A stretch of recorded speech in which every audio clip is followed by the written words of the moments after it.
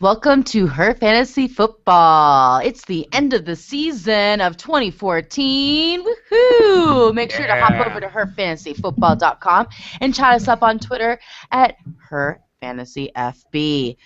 You can also check us out on Facebook /HerFantasyFootball. Thanks for joining us. Let's get straight into it. I'm your host, Courtney Kirby. And I'm Ashley Williams. And I'm Brandon Lee. And we're in playoffs. The season is done. Our show's going to be a little bit different, obviously. We're not talking about fantasy predictions, more or less. Fantasy highs and lows for every team. There were a lot of highs, and there were more lows, I'd say. I don't know. It was a crazy year. It was a crazy year of fantasy football.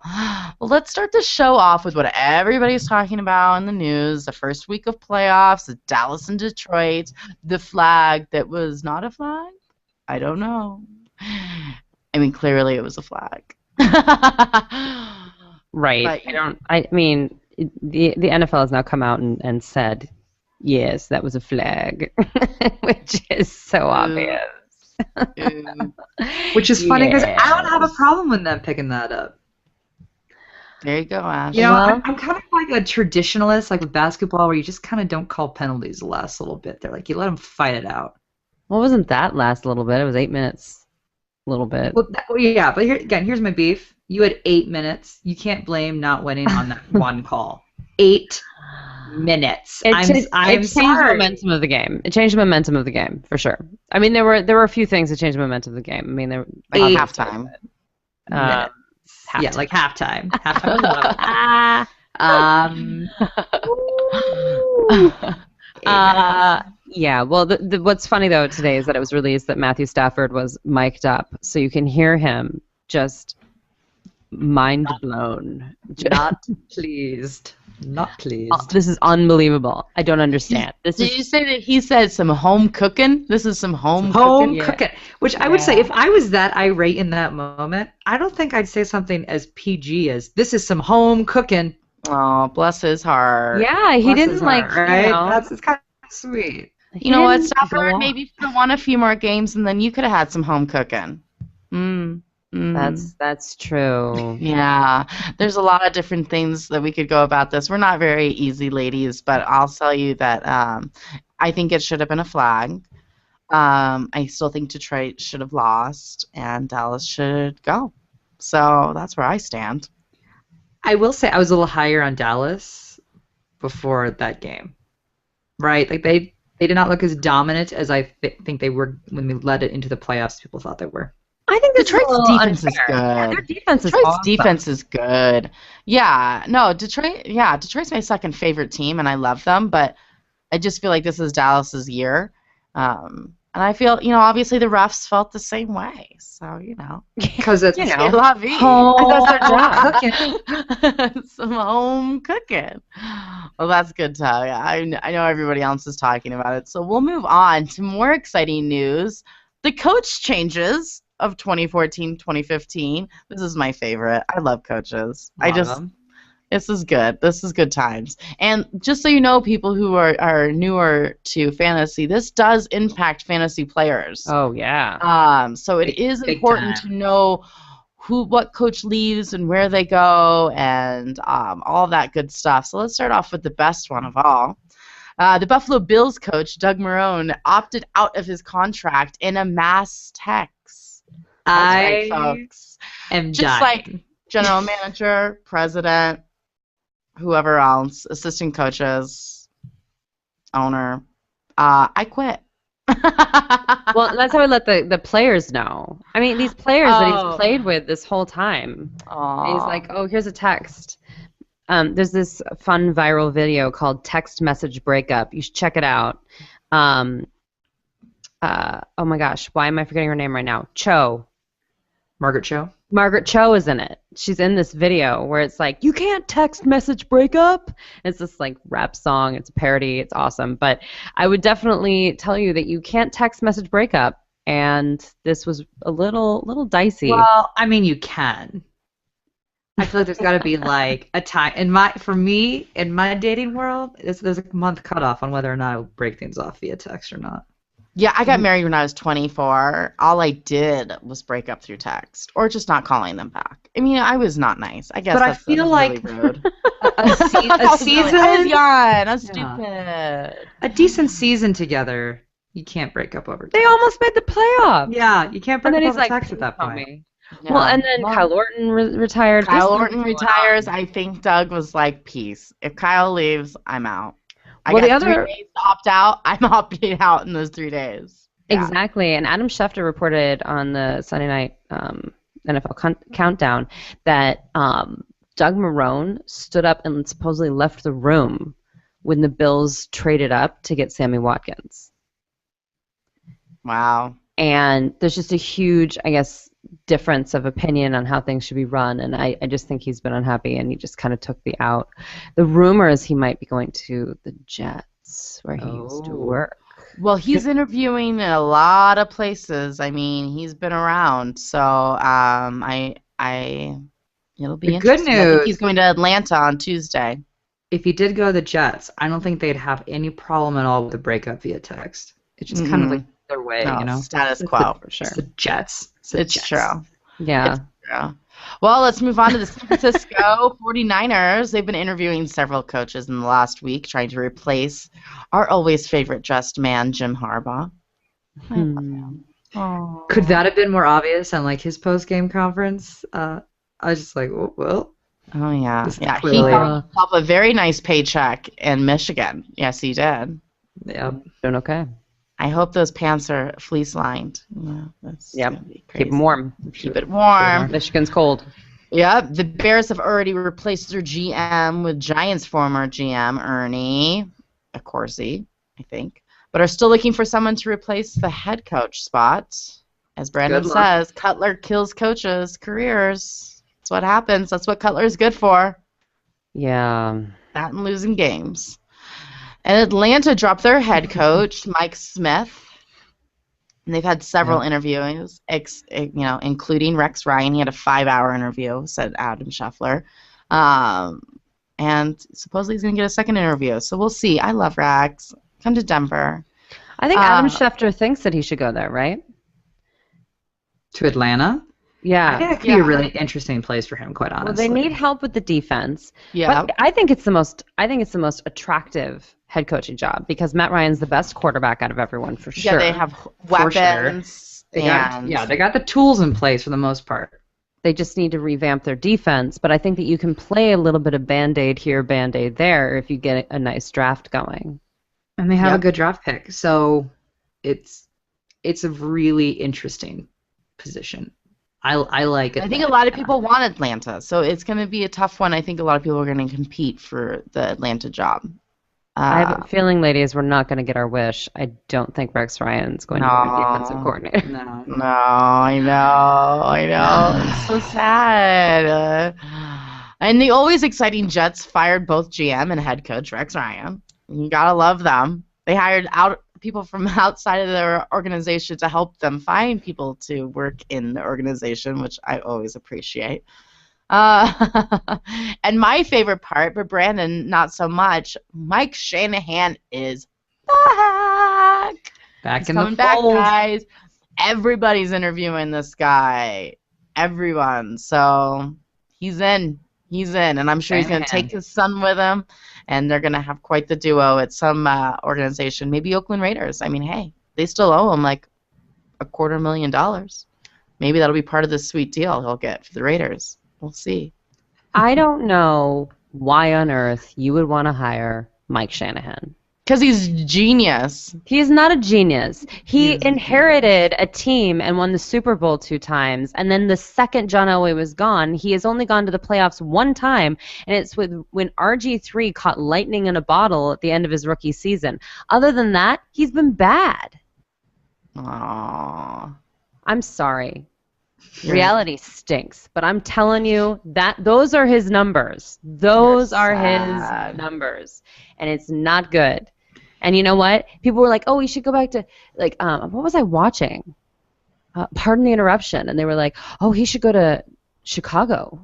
he can create magic again with Jay Cutler. And I'm like, what magic? There was no magic with Jay Cutler. They never went to the playoffs. They were terrible together. That would be the worst place you want to go. Actually, Mike Shanahan was the first coach he got fired. That's true, Brandon. It's true. And Mike Shanahan never forgets. He never forgets. Never.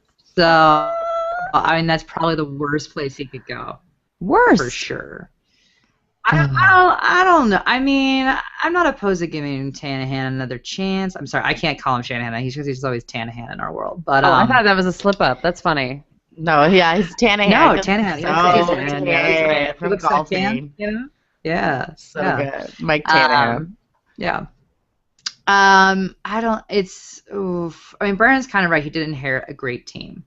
But he did some good stuff with it, and they were able, again, what part of that's him, what part of that's the GM and the whole staff in terms of, the drafting, because they did some good drafting as well when he was with the Broncos and whatnot. But I think we did see, I don't want to say true colors with the Redskins, because RG3 seems to bring his own set of issues that seem to transfer coach to coach to coach himself. I mean, hopefully he's not the next coach killer following, Jay Cutler at this point. So, I don't know. I mean, I think give him another chance, but I don't think there should be intense high hopes about what Shanahan's going to do. So I'm going to put it out on Twitter. I just saw this, and I think it actually came out like a month and a half ago, so I'm sorry. But someone did a parody called Jay Cutler, I'm Giving Up on You, based on the song. And it is genius. Oh, awesome. Oh, it's a great about song. Jay Cutler, I'm giving up on you after the millions we gave to you. Oh, I like it. And except for they're not giving up on him. They're not giving up on him, and I'm sorry, fans. Sorry. Nope. We'll see. We'll see who they're willing to bring in there. All right. We'll see who's willing to go there. If I was a head coach, I would hire literally the quarterback's coach that you are solely responsible for Jay Cutler. I want my job not even remotely tied to his performance. That'd be in my contract if I signed a deal. How could it not be? The quarterback affects everyone's performance except for Matt Forte. But everyone else is affected by Jay Cutler. But my issue is if he's unwilling to listen and to learn and to be part of the offense and to be part of the system, that's not my problem. The guy's in his mid-30s. He's proven exactly who he is. I'm not quite sure. This has got to be your low, Brandon, for Chicago. Are we talking too much about this guy? I don't know if he is my low. I can't even remember. Wow. That's sad. I'll get to it in my notes, though, and it will be magic. But you know what? I can't even put Jay Cutler as low because for fantasy, he wasn't that low. It's just if you want to actually win football games. But your fantasy games, as I told you, he's pretty good. Sorry. Well, I like it.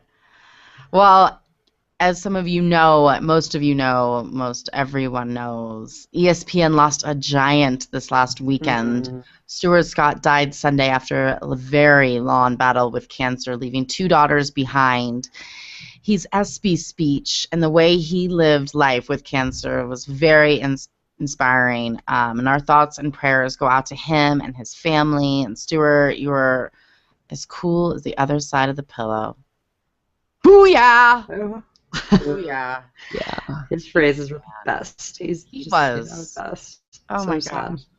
Just watching some of his older clips and just like, oh my gosh, I just forgot about like how crazy animated he's always been.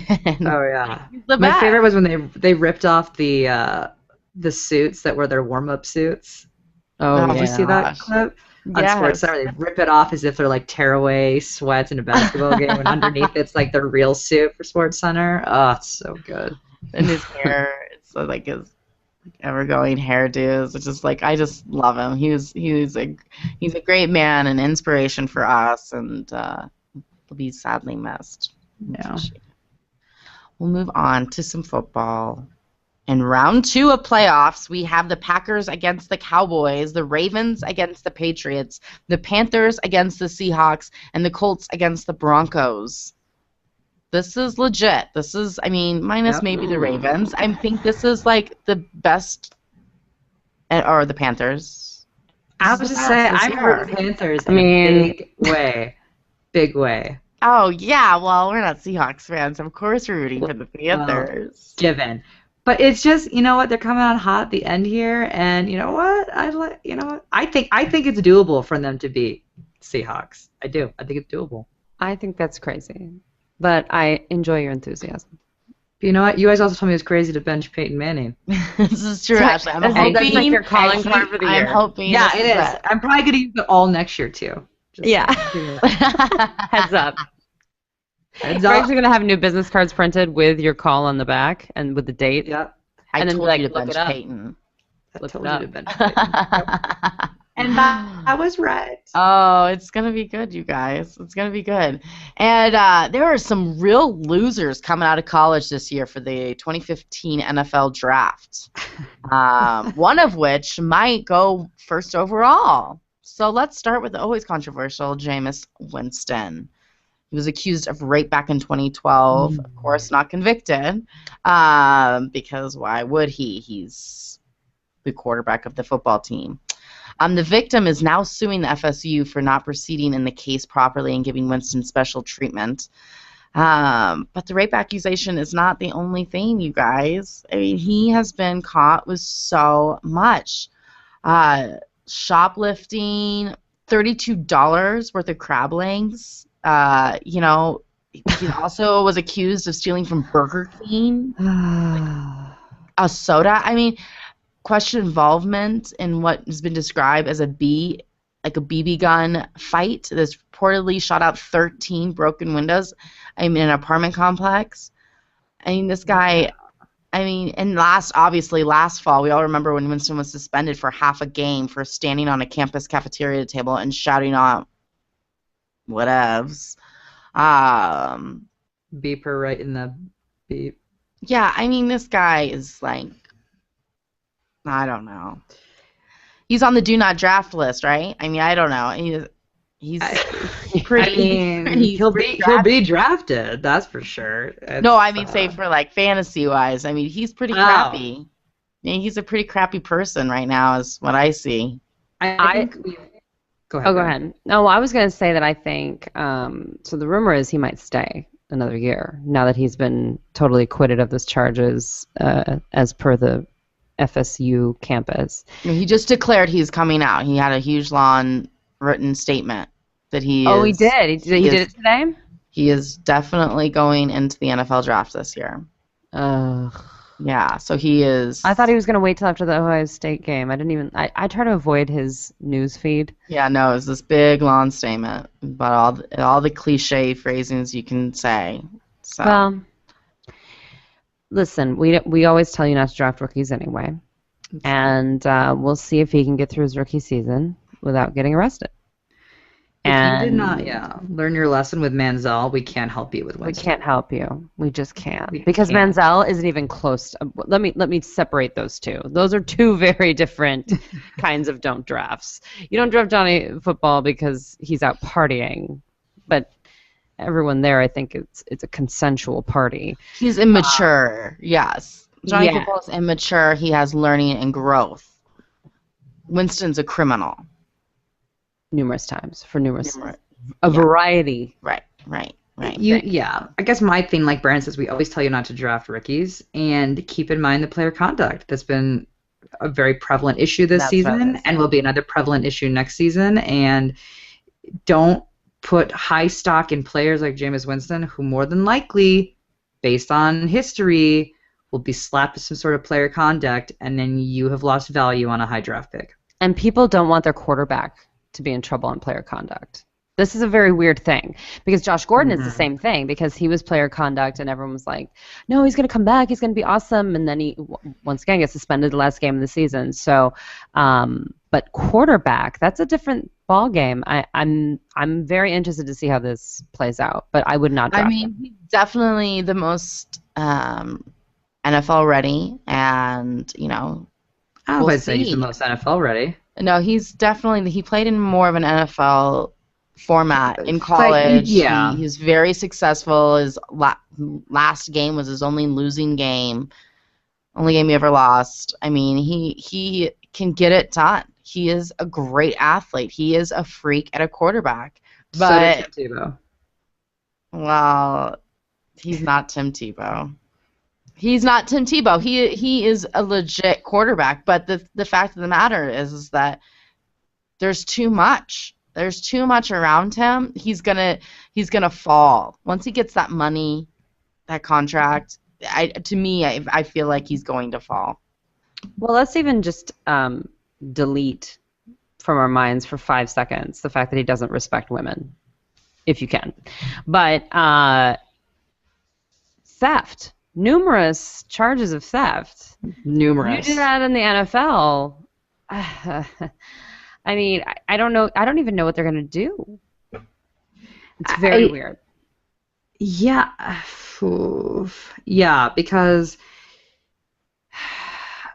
you're more like, I mean, as awful as it is, I mean, theft, you're going to get in trouble for that, period. I mean, with the other allegations, that's maybe be a little bit more of a harder proof, per se, something. But with theft, that's going to happen. And he does it over and over again. And part of that is like a habitual, weird kind of thrill. He gets a thrill of whether or not I get caught or not. There's no reason for him to steal a pop. There's no reason to steal $32 of crab legs. It's purely for the thrill of getting caught or not getting caught.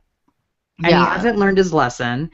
And he could, like, I loved when he went on and said, people have the wrong perception of me. And I'm like, facts are facts. Take the sexual case away from that. Sure. Facts are facts that you get yourself in trouble, you put yourself in bad situations, you say the wrong things, and you break the law. That's not a perception.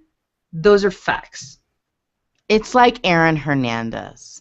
It's murder. It's burglary, my friend. And he just doesn't stop unless you get some serious help, all right? For Hernandez, you saw what happened. He'd be a great Halloween costume, wouldn't he? With like a Diet Coke and some crab legs in your hand. Oh, good. Yeah. It'd be a good Halloween costume. Yeah. You could be like the ghost of Jameis Winston's past. Yes. Oh, there we good. Go. There we go. Boom. That's good. That's good. So inappropriate. All right. I'm into it. I'm into it.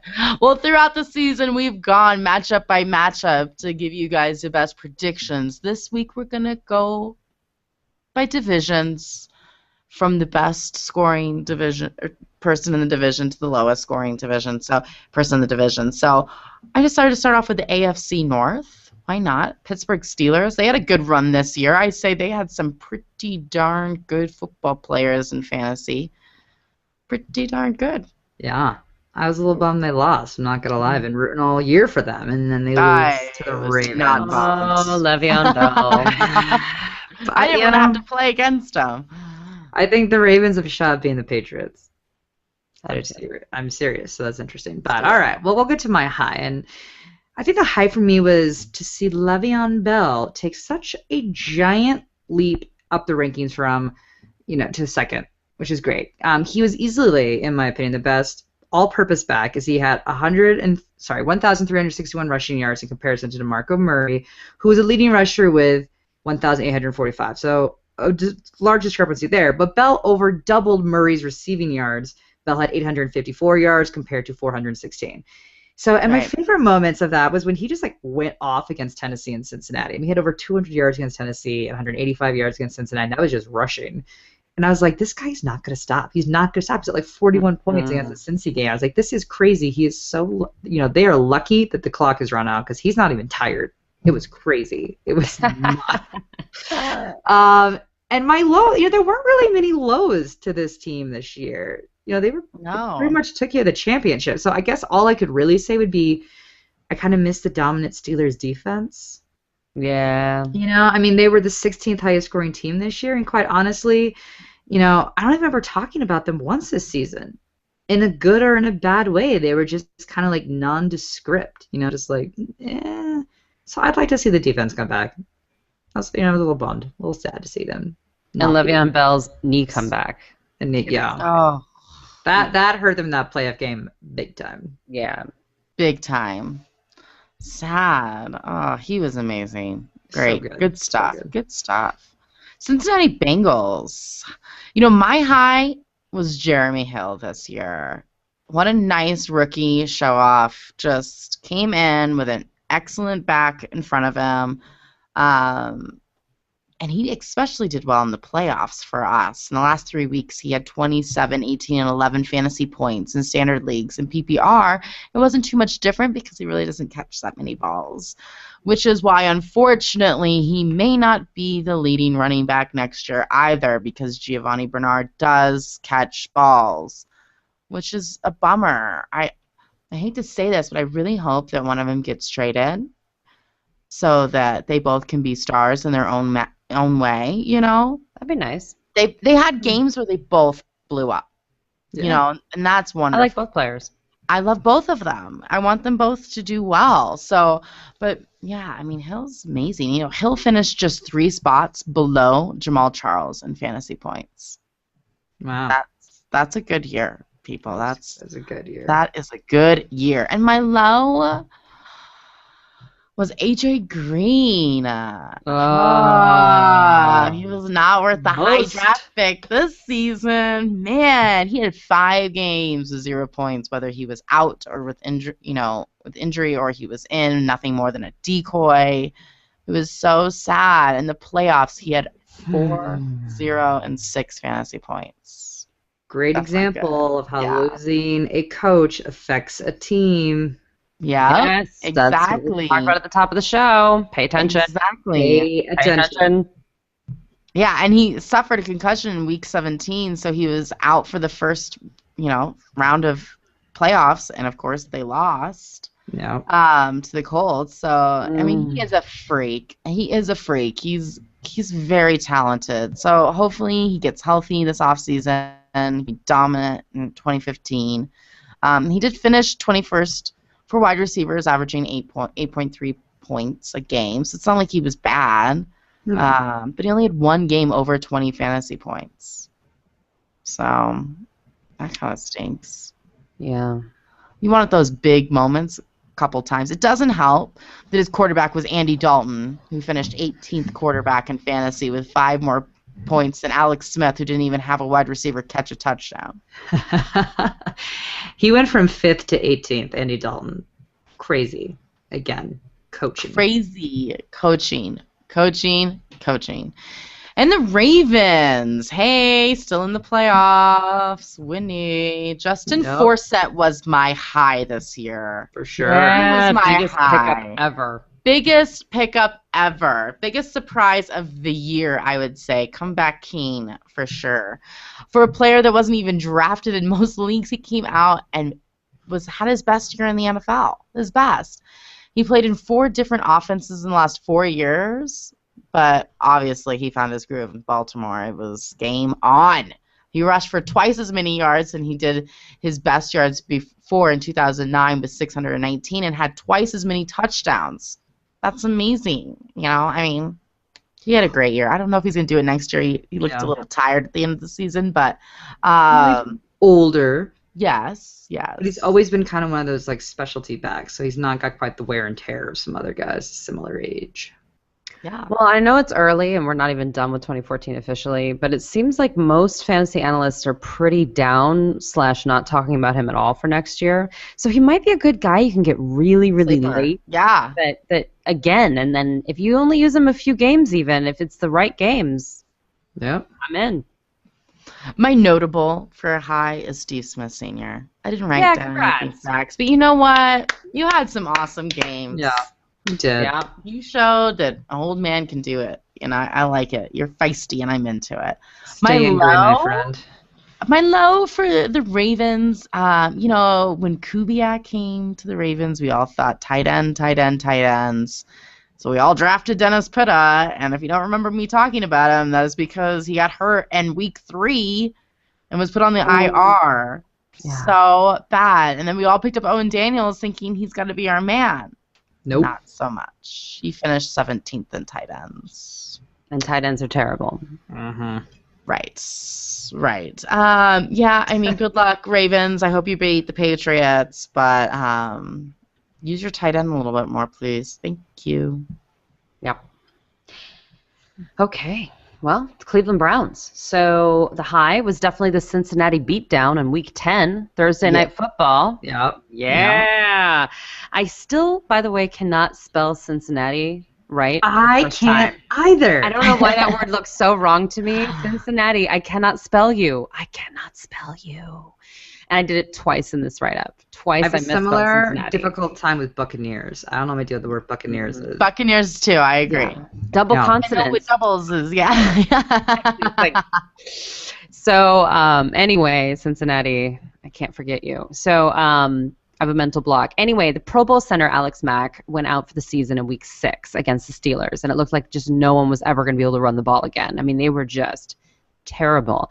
And then they decide, hey, let's put Cincinnati in primetime where they crumble, and we're going to have every single one of our running backs score a touchdown.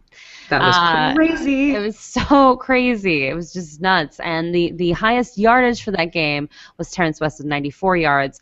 Unfortunately, there are no clear answers as to what's going to happen to the running game for next year. It's something that we're all going to have to keep an eye on. It could be Terrence West, it could be Isaiah Crowell, it could be a committee. But sometimes when they were a committee, they both got a lot of points. So it just kind of depends on what they do next year. But we also, all three of us were together for that game at the Greenwich Street Tavern. Chris Macaro, thank you again, Mr. Fantasy Football High Stakes Man. So anyway, so that was added fun. And then the low would definitely be Johnny Manziel's premiere. And it was actually a high for us because we didn't know, but we were one of the only people in the fantasy community telling people not to start him. We were like, failure written all over it. But even we could not predict just how bad it would actually be. I usually enjoy when people say they're going to play bad. Like, usually I'm like, yeah, I said so. And that was just almost, like, uncomfortable, where I felt bad for knowing he was going to play poorly. Like, oh, yeah. Man. Yeah, it felt dirty. It did feel dirty, right? It was like, how could it be this bad? Which is totally appropriate for Johnny Football. Exactly. So he only got 80 passing yards, 0 touchdowns, 2 interceptions, and a fumble. No, he didn't have a fumble. That was a lie. 2 interceptions. I don't want to make it anything more than it is. But he only had 13 rushing yards, and he ended the game with 0.5 fantasy points. I mean, it's so bad. That would be the low. Oh. I mean, Brian Hoyer is bad, but that was epic. That may have been Hoyer's high. Yeah. And like, told you I bet he partied the night after that. He was just good. Sipping his tea, ain't none of his my tea. business. All right. You do you, Cleveland. You do you. Love it. Go Cleveland. Oh, it's good stuff. AFC South teams, the Colts, the high. You know, everybody knew that Andrew Luck was going to have a great year. Duh. He was only 6 points behind quarterback leader Aaron Rodgers and averaged 21 fantasy points a game. But my high of this season for the Colts is Coby Fleener. The Fleener. Fleener it. The Fleener. He finished in 6th place for tight ends with 118 fantasy points, 774 yards, and 8 touchdowns. Yep. Mm-hmm. Guys. That may not happen next year because Dwayne Allen will be healthy again, but... And he did have the most epic drops of the season. Epic. That's what I was going to say. Epic. He had a third less receptions than the tight ends ahead of him, but he probably would have had more if he would have caught half of those passes. Some of them were so sad. I felt embarrassed watching the highlight reel. I was like, no. So you're saying there's room for growth, Courtney? Yeah, there's room for growth. But congratulations. Congratulations, and there's no reason why the Colts can't do a Gronk Hernandez tight end situation in Indy. I'm all about it. Coby has growth. Yeah. He has some area of opportunity, but he was the high. Nobody drafted that man, and he dominated for tight ends when tight ends were really bad this year. I agree. Also notable, T.Y. Hilton was fantastic. Great late round pick. He was definitely worth your money. And my low, I was looking up stuff, and FF Toolbox had Ahmad Bradshaw as a handcuff, and Trent Richardson as possibly comeback of the year before the year started. Not Do you think so someone much. made a bet that if they wrote that, they'd get some money? No one believes Trent Richardson's comeback of the year. Come on. That's what it said. I read it. Well, I read for an the preseason, article. It was a right? preseason. It was for drafting for 2014. Right. It was before the season started. And they were telling people to draft Trent Richardson, and then Ahmad Bradshaw would just be like a handcuff. Not the case. It was pretty clear that after game 1 against Denver that Bradshaw was the better back. I mean, Bradshaw's second week, he scored 21 fantasy points, and he continued to dominate until the Colts bye in week 10, and then he ended up breaking his leg, and that was sad. Yeah. But still, He before was that, so good up till then. up till then, nobody had him anyways. It was a great waiver wire pickup or late round pick. I mean, he's the man. Trent Richardson still could do nothing after Bradshaw left. It was really, really, really sad. But hopefully, Boom Heron will come back and be really good. We'll see. And hold on to the ball. Yeah. And I would maybe appreciate it if he could Boom- put the ball in the right hand. Boom fumble Tricky. Heron. Tricky keeping that ball in your hands. It's tricky. It's tricky. He and Fleener just need like an obstacle course to gain confidence. You know, like I can catch balls. I can hold on to the ball. I wonder what Luck says to them, like, because he doesn't seem like a super, confrontational person, but I wonder what he says, because I know Probably what says some great fan job. would say, Yeah. He probably does You a great job like he does the defensive guys. Good job. Good job on that drop. Good job, Still. I don't know if it'd work with them. Oh, it's so Sarcasm. funny. Houston Texans. Texans. So the high for me is a toss-up between Arian Foster tearing it up Mhm. and J.J. Watt in the defense and the Texans defense. We're the JJ. fourth highest scoring defense in the league this season. But we knew the Texans defense was good. We knew Arian Foster would come out and play big ball, and we knew J.J. Watt was good. But 5 touchdowns good? I mean, come on. Let's talk a little bit more about this bad mother. I just beat myself on that. He was good all season, but really heat up actually at the end there. So during the last 5 games, Watt had 27 tackles, 11 sacks, 20 hits on the quarterback, a touchdown, and a safety. He finished the whole season 20 and a half sacks to become the first player with at least 20 in 2 seasons. The first. I mean, the really scary part is he had, more sacks than the entire Bengals team. I'm saying that right now, he should be MVP, period. I don't want to hear any argument because you were wrong. I was going to say, he himself is probably better than, I can probably name 3 or 4 defenses. Well, I mean, overall. He was also a top 20 tight end. We can bring that up. Seriously. Yeah. I mean, you look at who the MVP potentials are, and of course it's all quarterbacks per usual. But if any defensive player has made an argument, it is J.J. Watt, my friends.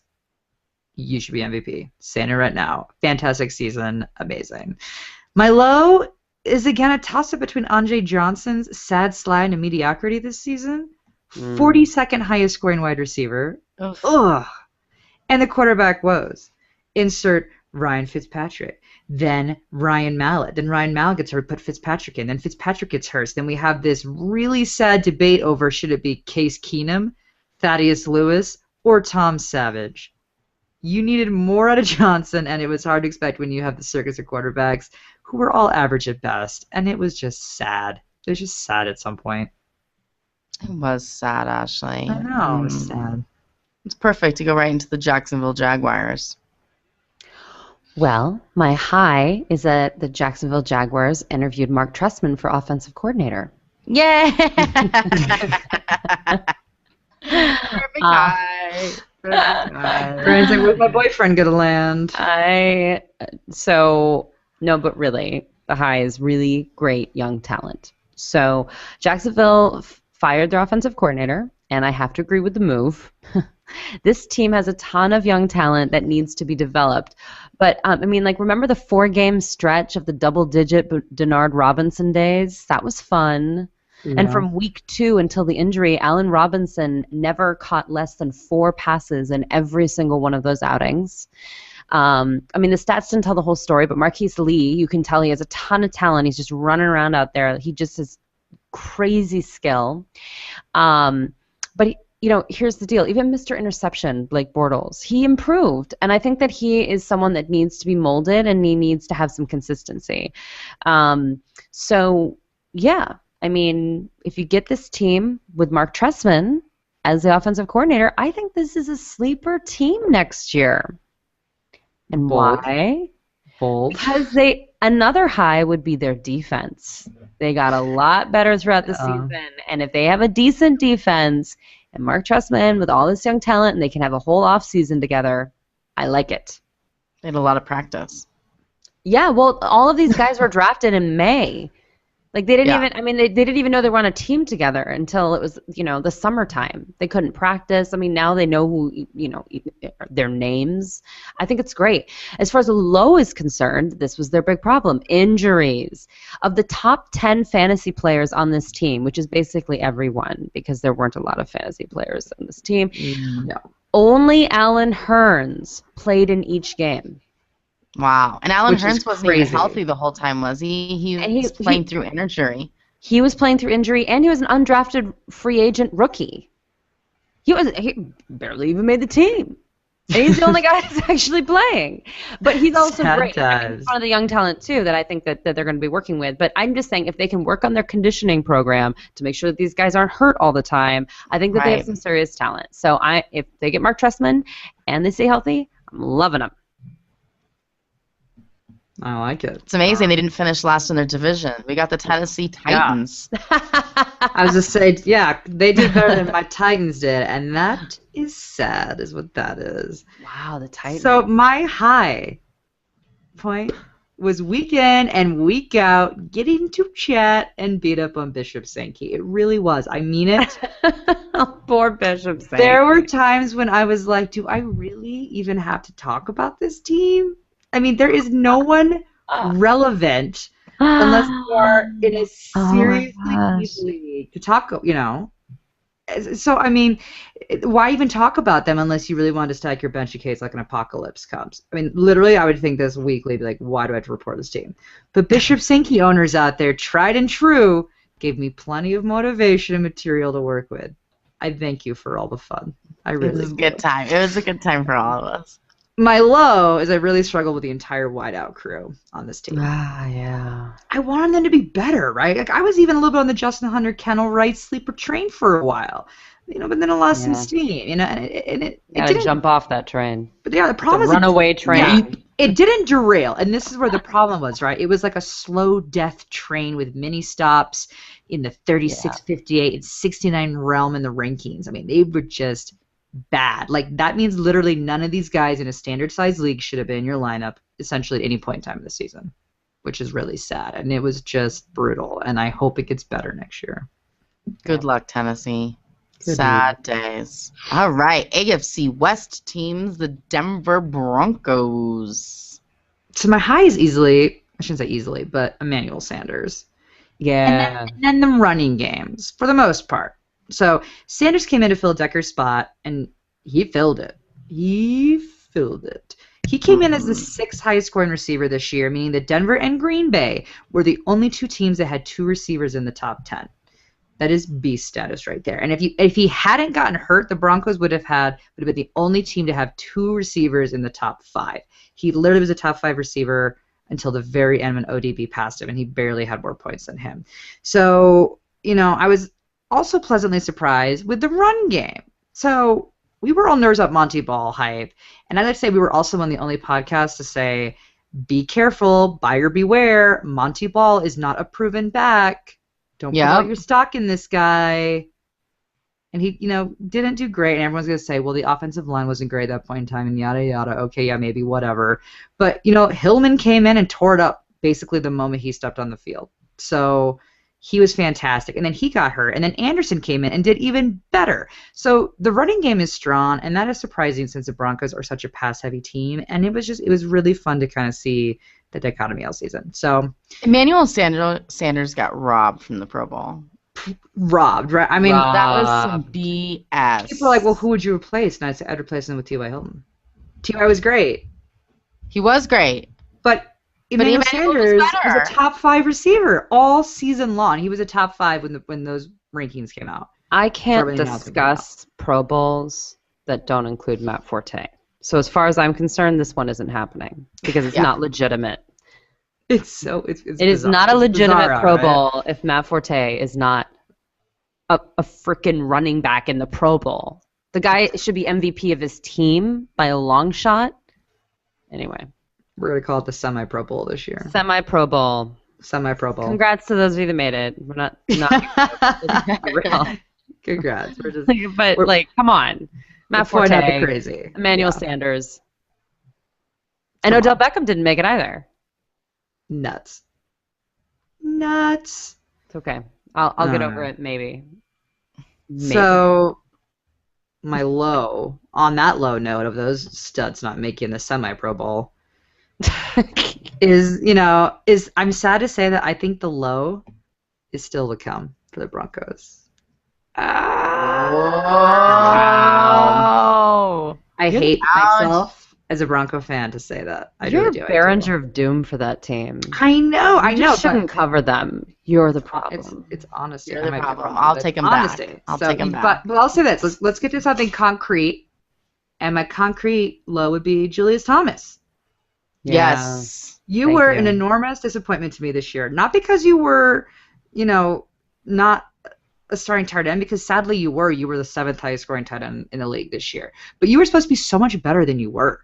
He was supposed to be like the standout player, and you definitely drafted him higher than you probably should have based on points value that you got from him, and in terms of where you drafted him. So, his injuries killed you at the end. That was the problem. Killed you, and I was like, he was genuinely bad the last half of the season. He was bad from essentially week 9 down. He was hurt, but but then he was all scoring like 3 points, 3, 4. I mean, it was bad. And then Wes Welker. I almost feel mean even mentioning him because he did so poorly, and more than likely it'll be his last year. So I feel bad even saying it. But I mean, it's like, really, really sad. Wes Welker. Oh, sad day. Chargers. All right. Well, the high is Antonio Gates. Hey. Old man River. Doesn't matter how old he is. Comeback of the year. So I know that it sounded crazy, but early in the season, I gave some unconventional advice, and I told you to trade for Antonio Gates. And no one ever trades for tight ends, but I knew that a lot of people had too, and I just had a good feeling about him. Now, he did go through a little, rough patch, but in weeks 15 and week 16, he scored 11.4 points and 21.2 points, respectively, in standard scoring. If you played PPR, you can add 6 and 7 catches, respectively, to those scores. That's what he did for your championship. Yeah. Mm-hmm. Yeah. Yeah. And I will also say, honorable mention, though, is the week 16 and week 17 Dontrell Inman, who came out of nowhere. Actually, he was a star in the CFL, and I think he may have just won himself a starting spot. So if you're in a deep dynasty league, I still think that he's someone that you should pick up and then hold on to, because Eddie Royal's contract's up. Michael Floyd's contract is kind of dicey. Keenan Allen had a rough year, which I'm going to get to right now. So I think that they're going to start working Dontrell Inman in there. He got 7 catches for 79 yards in both outings. Oh no, one of them was 5 catches for 79 yards in his only 2 outings for the team. So that's a lot of catches. So it's not just the yards. Good pickup. Good pickup. Chargers. Pick them up. Talking to you, dynasty folk. Talking to you. The low point was definitely Keenan Allen, and I'm going to call it what happened to Rivers in December. Oh. That's unfortunate. So Keenan Allen was unstartable for the majority of the season. You got more value if you play PPR, but even then, I mean, he just could not break away from the coverage. So he scored 4 touchdowns all season, and 3 of them were in weeks 12 and 13 when everyone had already given up on him. Then he got hurt, was at the rest of the season. It was a tough year for him. So hopefully he has a bounce back, but he had a little sophomore slump. That's the way it is. And Rivers just wasn't Rivers, at least not the one that we know, and the whole team kind of fell off. Honorable mention for this would be Ryan Matthews and the return of the injuries. So that's the Chargers. My love for Ryan Matthews. I know. Chiefs. Chiefs. I'm actually really excited for this one. So, my high and my low are the exact same. The Kansas City wide receiver. Yes! I'm so glad when Dwayne Bowe almost scored, I was so angry. Yes, that is right. There was so angry. Not a more underachieving group of wideouts in the league than this crew this year. I will say, I held my breath, like you said, Brandon, when Dwayne Bowe looked as if he was going to score a touchdown, but alas, he fumbled, and Travis Kelce picked it up in the end zone for the touchdown. Which was so classic. Now, it was the perfect thing. It was perfect, right? Because it looked very close to Bowe having crossed the plane before he fumbled, which would have made it a touchdown. You can fumble in the end zone if you are trying to cross the plane, right? So who's to get the credit? I literally was whispering under my breath, please don't let it be a touchdown. Please don't let it be a touchdown. And then they said it was a touchdown. I began to mope. Why? Why must they score in the very last game? But then, sweet salvation came. As the announcer said, with about 5 minutes later, correction, the touchdown was attributed to Travis Kelce. Season saved. Thank you, Kansas City Chiefs, for giving me something to root for. This was an awesome season. I cannot believe. It's not just the receivers, it's also Alex Smith, but yes. I cannot believe an NFL team went an entire season without a single wide receiver scoring a touchdown. It is so fantastic. And almost made the playoffs. A playoff-bound team having not almost scored a touchdown. It's amazing. I think we all collectively were hoping Dwayne Bowe is not going to score the touchdown, right? My husband is a huge Kansas City Chiefs fan, and I texted him. He was out getting groceries. I texted him. I was like, oh my God, Dwayne Bowe just got a touchdown. And he was like, are you kidding me? Are you kidding me? You know, he was in the car, so he's listening. So he heard that it went to Travis Kelce. And I didn't even want to tell him. I didn't even text him back that I didn't get it. he came home and told me he found out the news. So I was like, oh. But it's so much more exciting. and the way it went, and the way that it went down, you know, because it was a dramatic play. Like, it was the perfect ending in the last game of the season to will they or won't they do it? Will they or won't they? They won't. And thank you. It's awesome. Thank you, Ashley. Yeah. Thank you. Oh, go Chiefs. Classic. Let's go Chiefs. Go Chiefs. Let's go to the Oakland Raiders. Yay. Hi. I don't know. I mean, their first win was cute. I liked that. I mean, Latavius Murray could be the future. Could be. But really that's it. And there's really no high. They're getting a new coach, like per usual. So we'll see. They play in a tough division. I don't know. It's not my favorite, but good luck. Derek Carr seems like a really sweet guy. He does seem very sweet, doesn't he? That's my high. He's a nice guy. My low, Maurice Jones-Drew is my low. Oh, yeah. We all forgot he played in the NFL, but it's the saddest story of 2014. He was drafted. People drafted Maurice Jones-Drew, and he had 11 games with 0 points or less. He was negative. Wow. Yeah, he didn't play in 4 of those games, but that doesn't matter. I mean, still, 7 games with 0 that he was active. Yeah, and that was a very rough year with him, and maybe his last. He rushed for a total of 96 yards this season. This is who? 96 yards. This is Maurice Jones-Drew. With 0 touchdowns. It's just not looking good. I think if Oakland gets rid of him, they save $2.5 million. So this might be it. It's sad. He was a good guy. Hopefully he doesn't pick himself first in the draft again, because he plays fantasy. He's a good guy. Let's move on to the AFC East teams. The New England Patriots. My high was Rob Gronkowski playing the whole season. Was it a Gronk game to remember for me? We've been waiting for this. It was a Gronk to remember. If you haven't checked that out, Brandon is slightly obsessed.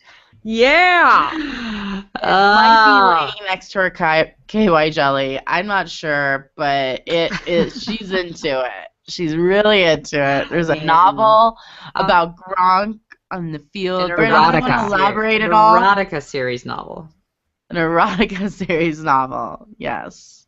Yes. Check it out. It's on Amazon. That means it's respectful. It's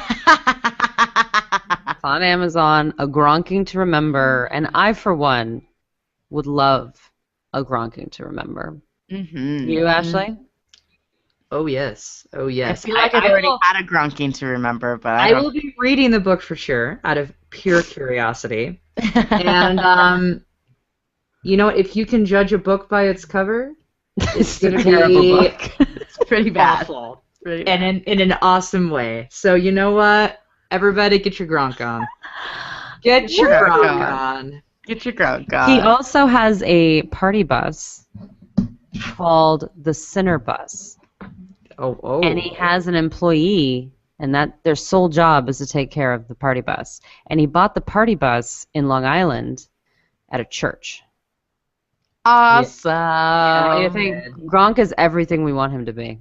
He is everything we want him to be. It is true. I don't even go into his stats that he clearly was the #1 tight end this year with 1,124 yards and 12 touchdowns. Thank you very much. You are amazing. Congrats. Round of applause. Gronk, you were the best. Full season. My low, there was really no low for the Patriots unless you drafted one of the running backs because you're silly. There's no real consistency. I'm not going to get into that either, really, because it's just a sad bunch of people. Just a real sad bunch. You mean all the people that picked up Shane Vereen? I mean, he should have been the starter, but no, they picked up LeGarrette Blount. And then there was some Jonas Gray thrown in there. Vereen finished the highest in fantasy. But even that wasn't that high. So, sad. Can we learn our lessons now, guys? Don't draft a Patriot running back. Don't do it. And stop. And stop. The Bills. All right, so the high. I'm going to go with Sammy Watkins. So I had told you that Adam Schefter reported that Doug Marrone got up and left when he drafted. But you know what? He's Mr. Potential. But he did show flashes of potential that I think is actually legitimate. So his best game was in Week 7 versus Minnesota when he went 9 of 14 for 122 yards and 2 touchdowns. And I think that they can build on that. So they need to get the quarterback and the coaching situation situated. But for someone that had E.J. Manuel and Kyle Orton throwing on the ball and for his first year in the league, I actually thought, he was not good against shutdown corners. We told you that. That was pretty clear right away. But other than that, I felt like he had some good flashes of an NFL starting running back. So I think that's a high point because if you're going to give up that much for him, you want to at least make sure that he's decent. So I would say he's at least decent, if not more, much more. As far as a low, I would say that, me telling you with all of my might not to pick up Booby Dixon or Bryce Brown. I don't understand why people kept asking me about these guys. I was like, oh my gosh, you guys, no. First of all, they're not Fred Jackson and C.J. Spiller. Not even close. And then the schedule was nuts. They had the Jets, a bye, then Kansas City, Miami, and then the Jets again. You don't want to play running back against them anyway, let alone 2 backups, like the 3rd and 4th string guys. So anyway, that was unfortunate. Honorable mention, though, would be the switch at quarterback. I'm still not a fan. I kind of wish I would have stayed with E.J. Manuel and just tried to figure it out. But it is what it is. Is what it is, Brannon. Is what it is. Kind of like the Dolphins, right? Yep. My highs with the Dolphins, they're much like the Dolphins. It's not very exciting, but just kind of like quietly good. Yeah. Mike Wallace showed up this year, and he was the 18th highest scoring wide receiver in the league. And he's always been kind of a hot and cold player, and he had moments of being hot and cold, but for the most part, he was pretty good. Ryan Tannehill was similar. That he quietly snuck his way into the top 10 quarterbacks for the year, I'd like to say. And I also enjoy that I could count on them to give teams a little bit of hell, right? I mean, usually I would count them out against teams like the Patriots, but this year it was always a little nerve-wracking being like, they could maybe beat them. Are they going to do it? Are they going to beat them? It was a possibility.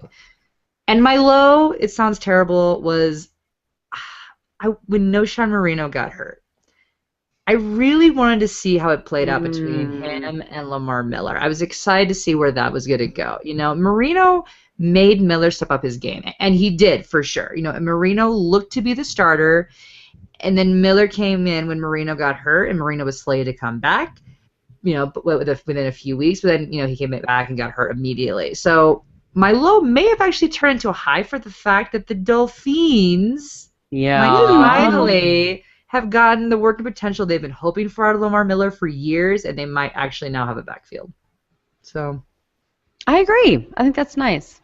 Yeah, we'll see. All right. Well, the New York Jets. The high would be Geno Smith and Eric Decker's Week 17 performances. Ooh. All right. Oh, what could have been? Geno Smith went to Miami and put on a clinic. Yeah. He threw for 358 yards and 3 touchdowns, and Eric Decker caught 10 passes for 221 yards and a touchdown. The good news is that we learned all season, really, even when he was hurt, that Eric Decker is not Peyton Manning dependent. He does, however, need a quarterback. That would help. So, but even without one, he still just was shy of 1,000 yards. Crazy, you guys. And then Percy Harvin showed some flashes of being okay before his injury. And then Jason Morrow, same thing. He kind of was dealing with injuries. But for a rookie tight end, he actually has some decent performances. So I do think that there are things that they can build on the offensive side of the ball. The defense, they have a great rush defense. They didn't have any corners. But even then, you kept hearing how easy of a matchup it was. And yet people would go in there and not have a good game. So a lot had to do with coaching, and the coach is gone, but still, it was positive. And then the low is week 1 through week 16. Yeah. So that was the low this season. Yeah, and then, of course, honorable mention, goodbye, Rex Ryan. Jets fans will miss you. We'll miss you. We will miss you. We'll miss you. We can't wait to see you in your new home. Sexy NFC Rexy. North teams, Green Bay Packers. All right, so I'm going to start with the high, which is Jordy Nelson and Randall Cobb. Okay, yes, I know. Every once in a while they had a bad game. But let me tell you, you should stop complaining. As Ashley said earlier, they were 2 wide receivers in the top 10. Jordy Nelson caught 98 passes for 1,519 yards and 13 touchdowns. Randall Cobb caught 91 passes for 1,287 yards and 12 touchdowns. I mean, these guys are on the same team. That's unbelievable. Anyway, it blows my mind. Congratulations. You're awesome, Green Bay Packers. Now, the guy who got them there, Aaron Rodgers, is awesome, and the low would definitely be his Week 15 performance that knocked me and several of our listeners out of championship contention. I mean, on one hand, we can't be that mad because he got us there, number 1 quarterback overall for the season. On the other hand, holy moly, 185 yards, 0 touchdowns, 2 interceptions, and a fumble. 6 fantasy points in Week 15 from Aaron Rodgers. Anyway, definitely low. Detroit Lions. So I'm going to say that to all the people that actually drafted Joique Bell, he is my high for the Lions. Yeah. You are so lucky that you did not have to suffer through the usual running back by committee situation that is the Detroit Lions. Mm-hmm. Bell was the 14th highest scoring back on the season, and he had his share of some low scoring games, but for the most part, he was very good for you. And again, you didn't have to have that awful debate in your head every week whether or not it was going to be Bell's week or Bush's week. Be thankful for that. Bell, great season. My low, Matthew Stafford, for sure. For sure. Ugh. Stafford is supposed to be elite. I would not call being the 15th highest scoring quarterback on the season elite. No. Even if the team did go to the playoffs. Granted, Megatron was hurt for a while, but you know what? You have to find other weapons. That's what good teams and good quarterbacks do, plain and simple. Great. I hate that. Boom.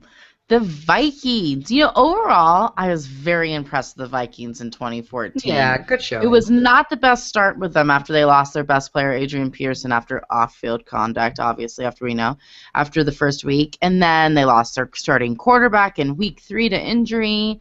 And that brings me to Teddy Bridgewater. He might not have had the most amazing year, but he shows all the potential in the world. Yeah. And I love like him. him. He threw for almost 3,000 yards and rushed for over 200 yards. The only problem is last time we said potential on the Vikings, you hit your low, and that's Cordarrelle Patterson. Oh, we called that, though. He was going way too early. Way too early. Way too early, not worth it, and clearly he had 10 games with 2 or less fantasy points. Oof. He saw a total of 6 targets in the last 5 games of the season, averaging 1.8 fantasy points. It's not good, guys. It's not good. He might be the biggest disappointment of 2014 overall. And Kyle Rudolph is just a notable. He was out half the season. Yeah. Injuries, and people drafted him. His tight end situation again. Just sad, really. Sad. There's a lot of tight end talk on this show. A lot of tight end talk. Highs and lows. Bears. High is Matt Forte. No, I'm shocked. Was there ever any doubt? No. But, okay, so he's my reality check MVP. Like you said, J.J. Watt. Listen, he's the only guy on the team. He also broke the record with 102 receptions. He broke Larry Center's record, which he was 101, for running back catches, and which had stood up since 1995. He scored 10 all-purpose touchdowns on the year. I mean, his rushing numbers were less because he was catching the ball all the time. He had the most catches out of all of the running backs. Over 100 catches. It's crazy. Yep.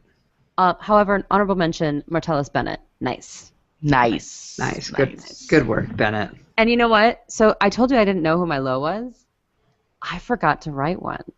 And it was so interesting because I left it for last now that I'm thinking about it because I was like, there were so many. So many lows. So let's just leave it with that.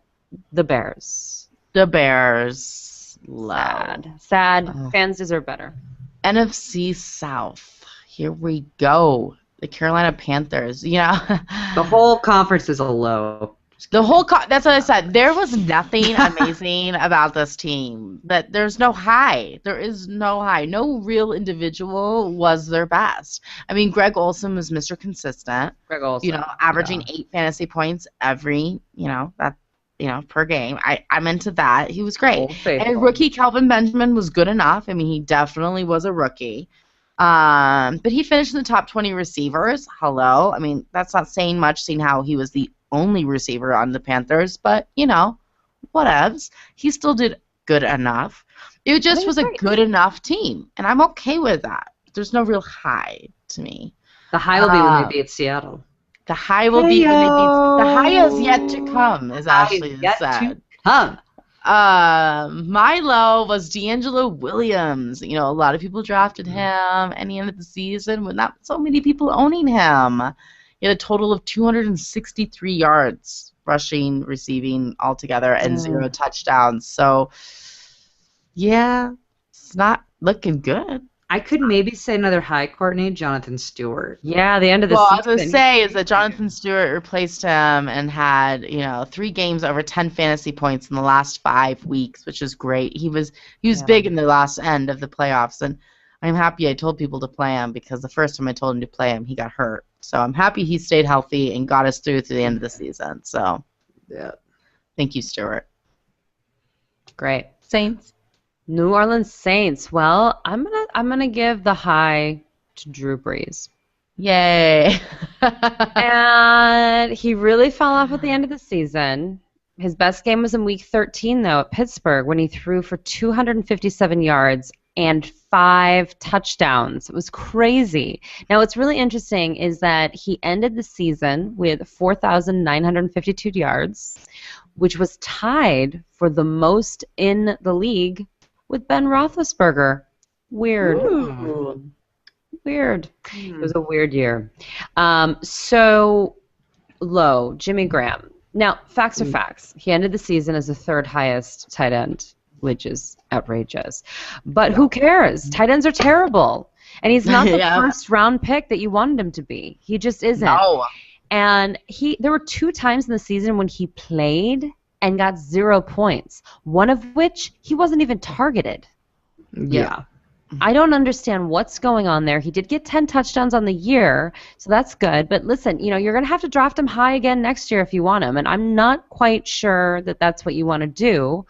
But he's not going anywhere, so just FYI. Honorable mention, though, defense, third worst fantasy scoring defense, 0 defensive touchdowns, 0 return touchdowns, and 0 blocked kicks, among many other deficiencies. Way to go, Saints. Way to go. Nice. Atlanta Falcons. Kind of like Brandon, I wanted to think about what to write for this team and didn't. But I'll tell you what it is. Julio Jones would be my high, if you will, for the fact that he actually finally came on the end of the season there. So he was injury-riddled the beginning part of the season, and then Roddy was doing fantastic. And then when Julio came on, Roddy did okay. His production definitely fell off, but Julio came on, and I'm glad that people got at least some sort of fantasy value for him at the end there, because you did draft him fairly high, and he really was doing not much for you initially. And he's the kind of player that you still held on to. Nobody dropped Julio Jones. They just didn't do it. So finally, you got some value. So that would be my high for them. And then my low would be the misuse of Anton Smith. Sad. Again, it's kind of like that what could have been. We don't know. If you played him more, he may have done nothing. But could it killed you to try? Weird. When he's that explosive of a player, would it really hurt when you don't have a great backfield? I mean, really? And I'd also say my other high would be Steven Jackson, because it was great to see him kind of a bounce back here. So he did. Yeah. And it's fun. Rex Ryan will use Antoine Smith next year, huh? Let's move on to the Buccaneers. We'll see if they actually do that. That'd be interesting. The Bucks, my high, Mike Evans, the rookie. Played very well this year. Yeah, he was kind of the bright light on the team. He was the top 20. He was the top receiver on the team, and he was the second highest scoring wideout out of all the rookies, standouts, beating Sammy Watkins and Calvin Benjamin. Just crazy hands ODB surpassed him. So Evans will be a solid player, and I'm excited to see what he's actually going to do in his sophomore year. He will need to catch more of his targets next year. A little something to work on during the offseason. He only caught 55% of his targets, whereas ODB caught 68%.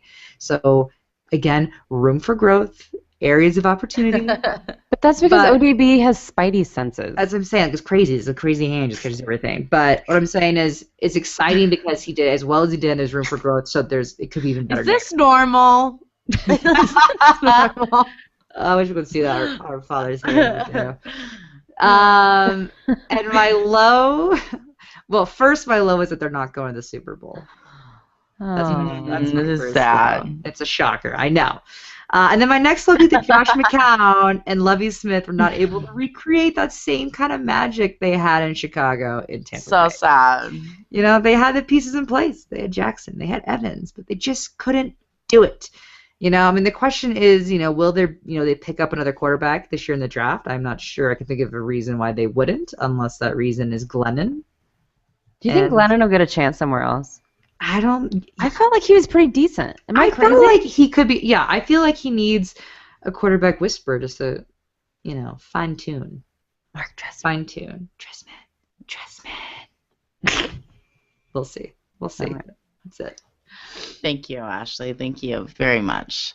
The NFC West, Seattle Seahawks. Great. So the high, Russell Wilson. Again, for people not listening to me, he ended up being the third highest quarterback. I know. He wasn't a quarterback, though. He was a running back. I can't support this. Exactly. He didn't throw the ball, so that's why you didn't think about it. But you know what? How is he your high over Lynch? I just can't support.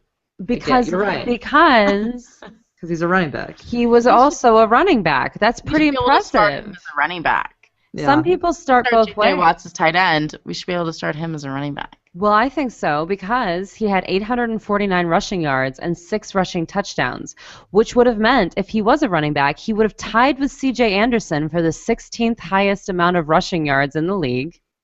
And then he would have tied with a handful of guys, including Matt Forte, as the 17th highest in touchdowns for rushing. That's correct. Matt Forte and Russell Wilson had the same number of rushing touchdowns. Think about that. Russell Wilson is a running back. But here's my problem. He's not going to repeat that because they're going to get rid of Marshawn Lynch. And without Marshawn Lynch, there's literally no one else on the team, which brings me to the low, which is the fact that Russell Wilson had 327 fantasy points. Marshawn Lynch had 265 fantasy points. Next up, Doug Baldwin with 101 fantasy points in standard scoring. That is such a huge nosedive. Not pretty. I don't know how this is sustainable. But they keep winning games. They're obviously dominant. But as far as your fantasy team, no go. Nope. It's that defense. Darn defense. Arizona Cardinals, high. Again, I really don't have a high point for the Cardinals. I get it. They made it to the playoffs. Exactly. But after Carson Palmer went out, it was just really downhill from there. I mean, Palmer is legit, and I hope he leads the Cardinals to the playoffs next year. But he only played 6 games, so he can't be my high. My low really was the whole team, but I'm going to pick Larry Fitzgerald since everyone drafted him. In the first 4 games, he had a total of 14 fantasy points. In the last 4 games, he had a total of 12 fantasy points. Oh, man, I'm sure he's excited to be a free agent and find a new team. I'm sure he is. Yeah. No, they want to keep him, but... Which would be sad, right? Because you think he's a Cardinal. Well, and he is, and maybe he'll stay. That they say they want to keep him, but, man, I don't know. The chemistry's not loving there. He'll probably become a Patriot, just like they all do. Oh, my gosh, I will lose my mind. I will lose it. I will lose it. 49ers. Great. High point, Anquan Boldin. Yes. Period. End stop. Congratulations, Boldin, for your reemergence. He was great. Look at the tape, people. Look at the tape. He is definitely the safety valve there. Back to 1,000+ yard season. 7th of his career, by the way. Anquan. Yep, and he's 34 years old, so that's very impressive. Low. Well, I'd like to say he also deserves better on the Marshawn Lynch bandwagon. He deserves better. I agree. Lows. Of the quarterbacks that started all 16 games, only Andy Dalton and Derek Carr had less fantasy points than Colin Kaepernick. I want to say, I have to say it. It's been so hard for me to not rub Colin Kaepernick in Courtney's husband's face for the fact that every year I'm like, Alex Smith will do better this year. I promise you. But Alex Smith didn't do better. He didn't play all the games, so it's hard to compare. He didn't play all the games, but... Well, he didn't have a receiving touchdown, people. Yeah, I would say that the argument is so weak on both sides that you're really saying our argument continues, Tim. It does. Let it continue to 2015. We're gonna put this TBD. TBD. All right. The two little baby lows along with that very quickly is that the 49ers, for whatever reason, refused to run Frank Gore. Why? Yeah, that's crazy. One of the great mysteries of our time. No one knows because they gave him 20+ touches in 4 games. All 4 of those games they won. That's it's like fact. Someone sold their soul to the devil and said, "All right, I won't play Frank Gore." Yeah, I don't know. And then Vernon Davis became the Invisible Man. Oh man, bad. Oh, Vernon Davis. He was the low. Yeah. They all were low. Shocking. Rams. And yet, their poor performance was one of my highs for the year. Anyway, St. Louis Rams. I'm really, I can't really think of a high for this team. Honestly, I was kind of like Brian Quick. Yeah, maybe for like a quick minute. Then he got hurt. So I guess the Rams defense, because they were consistently showing up against big teams. But I'm sorry, I don't really have one, guys. There's not really a high for the Rams. We don't blame you. My low. Let's start off the gate with the low. Sam Bradford getting hurt right away. I mean, I just don't know what you do with this poor kid anymore at this point. I mean, I feel so bad for him. When I forgot all about that. Freakish injuries, but what do you do? I don't know what you do. Cry. With him. You really cry. Then I guess my other low would be the Rams wide receivers. I mean, They're bad all season. Them? They all got hurt. I mean, it wasn't pretty. So, and what's sad is that the Rams are usually always good for a sleeper. They're always good for a sleeper wide receiver, and that really wasn't the case this year. So, bummer. It's amazing they won 6 games, isn't it? Mm-hmm. It's crazy. AFC East, Dallas Cowboys. I am high on all of them. All of them. Dez was the leader in touchdowns this year for wide receivers, but the real standout was DeMarco Murray. He averaged 17 fantasy points a game. He had 5 games with 20 or more fantasy points and 8 games in a row with over 100 yards rushing. He also had another 4 games with over 100 yards rushing, but this man was a monster. A grand total of 1,845 yards rushing and 13 touchdowns. Awesome. He was clearly the number 1 rushing running back in the league, no doubt. He's the man. My low was Terrence Williams. I love Dez, but Dez would have been even better this year if they would have used Terrence Williams properly. I don't get it. Look at what he did in the first round of the playoffs. 2 touchdowns, 97 yards. Are you kidding me? Hello, Cowboys, use him. There's no reason why you can't have 2 good wide receivers. One really, really good one and one good. He's my sleeper for 2015. I love him. Philadelphia Eagles. The high is Jeremy Maclin deserves an NFL contract. So he played on a single-year contract. He bet on himself, and he did a great job. So even with the quarterback uneasiness, which, let's be honest, the numbers did slow down when Mark Sanchez was on the field, but can you blame him all the time? Mm-hmm. But Maclin still finished out the season with 85 catches for 1,318 yards and 10 touchdowns. So if you have over 1,000 yards and double-digit touchdowns, that means you deserve a contract. He's only 26 years old. He has a great NFL career ahead of him. I think he's a good guy, good locker room guy. Someone sign him. Yep. Into it. He just needs a healthy starting quarterback. Sorry, Marky Mark. But as far as the low, I'm going to go LaShawn McCoy. I think if you drafted him in the first round, you had a rough season. It was tough. And you had to have some good pickups to fill in for him. And Ashley, you did that. You had 3 stud running backs, so you were able to put him on the bench, which is great. I benched him almost. I think I only played him in 2 games, honestly. I think I benched him the rest. Yeah, well, listen, he only had 5 touchdowns all season. They were all rushing, 0 receiving touchdowns. Now, McCoy has talked about how he's going to restructure his contract so that he can stay an Eagle. But, he ended the season outside of the top 10 running backs. So in standard scoring. In PPR, it was even lower than that. Rough.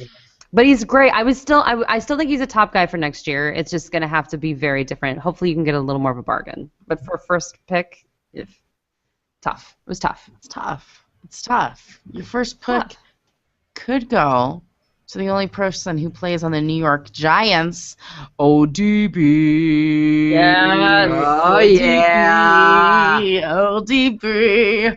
Rookie of the Year. I don't even know why there's other people nominated. I don't get it. I don't understand. Like Beckham. Get him out. He is amazing. He finished 5th best wide receiver, and that's with missing 4 games. The first 4 games he didn't even play, and he finished 5th. He is a freak in the best way. I love ODB so much. I love him from top to bottom, or bottom to top. That based on whatever. I'm into him. I can't get enough. I just can't get enough. And that catch. Awesome. He's like horizontally with 3 fingers. I mean, I don't know. It's just crazy. And they say that he only averaged 12.3 fantasy points, but if you divide it by 12 instead of 16, I mean, that's how many other, if you divide it by how many games he actually played, like the other guys that scored higher than him in fantasy, he actually got 16.4, which is more than everybody else. Just saying.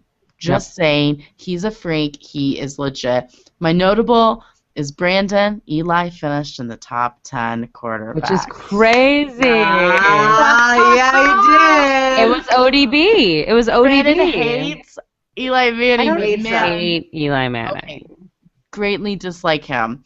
But he finished the top, and you're right, it is ODB, Brandon, obviously. When you have Ruben Randall and Larry Donnell to throw to, it clearly was ODB that made Eli so good this year, but it's just funny. It's just a fun fact. My low was the game where Victor Cruz got injured against Dallas. In week 6, he tore his right patella tendon or whatever, which I guess is like really, really bad, like could possibly be like career ending. So that is so sad. I mean, I'm not saying he's not going to come back. He may come back, but he may be like a Reggie Wayne. That is just makes me so sad because he's one of the good guys, and I hope he gets well and he has like a freak comeback year like Peyton Manning with his neck, and I hope I can see some more salsa dancing because I love him. But that's that. Redskins, my favorite team. I know. So when I was writing this, I was like, do I be nice? Do I be mean? If I was nice, I would say Deshaun Jackson, Alfred Morris, because Deshaun, he quickly became the man in town, ended up the 16th highest scoring wide receiver, which despite having what seemed like a different quarterback each week, pretty darn good, right? Fabulous. Now, Alfred Morris, sweet Morris, he had, which is right about where we thought he would land, which was, like 12th, I want to say. So no disappointment there.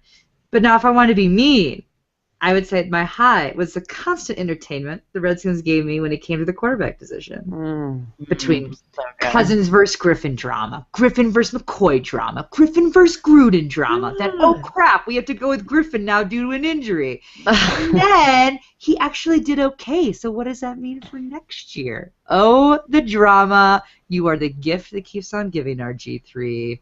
The gift that keeps on giving.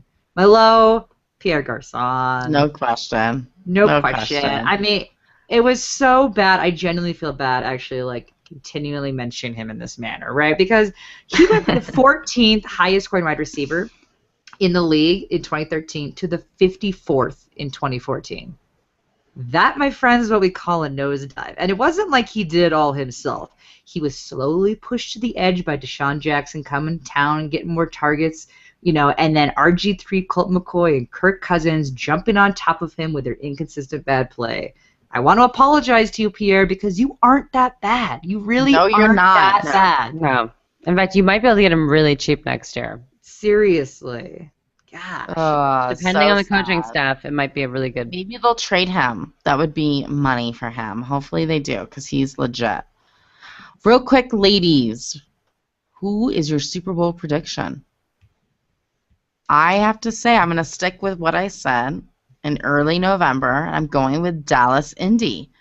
That's what's going to happen, guys. Dallas and Indy. I called it a long time ago. I have a bet going on with my husband. He picked Green Bay and Broncos. So cliche. And we'll see this weekend because Green Bay is going up against the Cowboys. So game on. Well, I said I want it to be the Broncos and Green Bay, and it to be the repeat of the 1998 Super Bowl when magic happened. The helicopter. And we beat, magic. Good. Seems like destiny. Helicopter. Mm-hmm. However, who do I really think will make it? The Seahawks and the Patriots, and I might just quit my life. I won't watch. Oh. You know what? I'm very similar in thought, Brandon. I would love it to be the Broncos and the Packers to recreate. Or Broncos, Cowboys, because part of me is rooting for the Cowboys because I feel like it's like their magical year this year, and I've always just felt bad for Romo. But I think it will be the Patriots and the Packers because I'm going to stick with the Panthers beating the Seahawks, and that means it leaves the Packers for the Super Bowl. Nice. I love it, Ashley. I love that you have the Panthers beating them. It's my favorite, and I hope they do. I'm going to call you the second it happens. The odds are not in my favor on that one. I don't care. I'm into it. It's so good. You should totally do a gambling thing in Vegas. You should. Absolutely. Call someone. Well, this has been a crazy 2014 fantasy season, the craziest I've ever been part of. I hope you had a great time. I hope you won your leagues. It's been a pleasure entertaining you. We'll continue on doing shows throughout this off season, so make sure you hop over to herfantasyfootball.com and follow us on Twitter at herfantasyfb. We'll give you updates and all that fun stuff. It's been a pleasure of 2014. Happy New Year. Good luck in 2015 and happy drafting. Until next time, no more faking it.